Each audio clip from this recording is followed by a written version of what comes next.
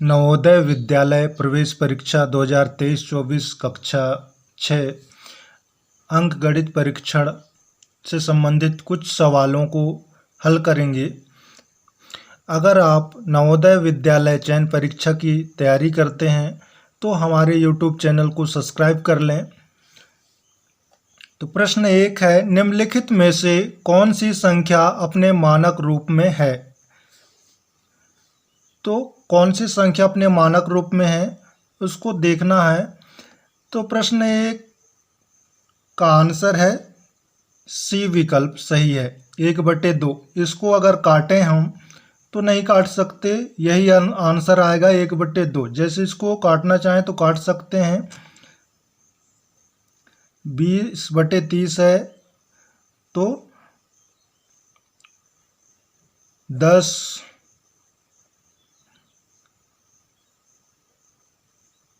से इनको काट सकते हैं। 10 या 30 और 10 दूनी 20, तो 2/3 इसका आंसर आएगा, मानक रूप होगा। इसी प्रकार से इसको बी वाले ऑप्शन को भी काट सकते हैं। 2 दूनी 4 और 2 पंचे 10, तो 5/2 इसका आंसर आएगा। और इसको भी काट सकते हैं, 3 एकम 3 और 3 दूनी 6, तो इसका आंसर आएगा 2/1।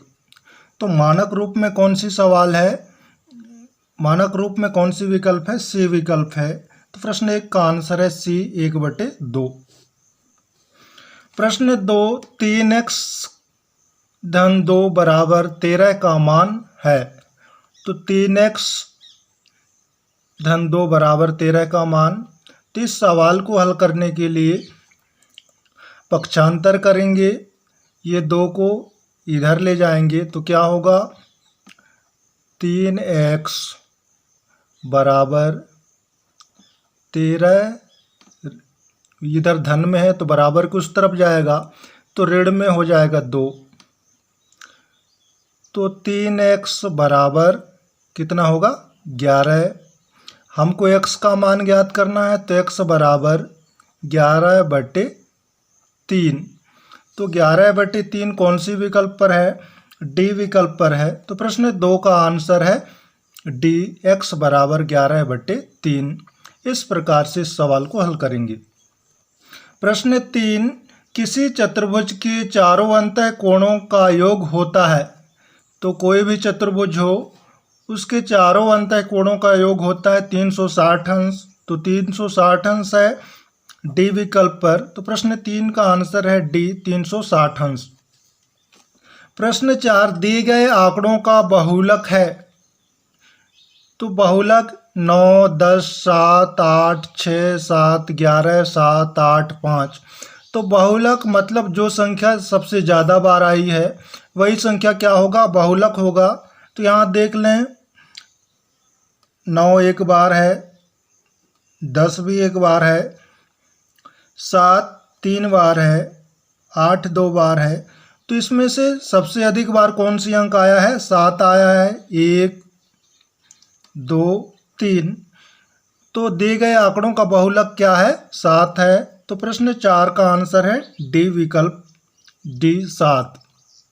प्रश्न 5, किसी 6 सेंटीमीटर भुजा वाले वर्ग का क्षेत्रफल होगा। तो वर्ग का क्षेत्रफल बराबर होता है ए का वर्ग मतलब भुजा का वर्ग।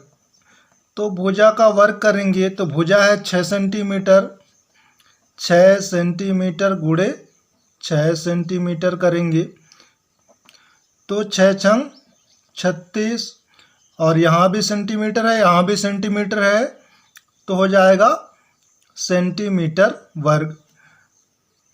तो 36 सेंटीमीटर वर्ग कौन सी विकल्प पर है? डी विकल्प पर है। तो प्रश्न 5 का आंसर है डी, 36 वर्ग सेंटीमीटर। प्रश्न 6, 23 के घन में इकाई का अंक है। घन में 23 की घात 3, घन में घात कितना होता है? 3 होता है। तो हमको सिर्फ इकाई का अंक ज्ञात करना है। तो 3 की 3 कर लेंगे तो 3 त्रिखाए 9, और अब इस 9 का गुणा 3 के साथ करेंगे तो आएगा 9 त्रिक 27। तो जो इकाई का अंक आएगा क्या आएगा? 7 आएगा। तो प्रश्न 6 का आंसर है बी विकल्प पर, बी 7। 23 के घन में इकाई का अंक है 7। प्रश्न 7, संख्या 8806 को 4 से भाग देने पर प्राप्त होने वाले भागफल व शेषफल के बीजांक में कितना अंतर है? तो भाग देंगे 8806 को कितने से? 4 से। तो भागफल और शेषफल के बीजांक में कितने का अंतर है उसको देख लेना है। 4 से भाग देना है 8806 को, तो 4 दूनी 8, तो 8 शून्य 6, फिर 4 दूनी 8,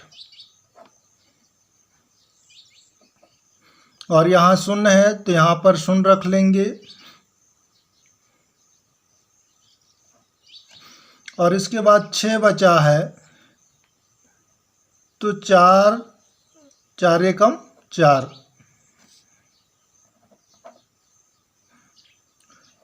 शेषफल कितना है? 2, और भागफल है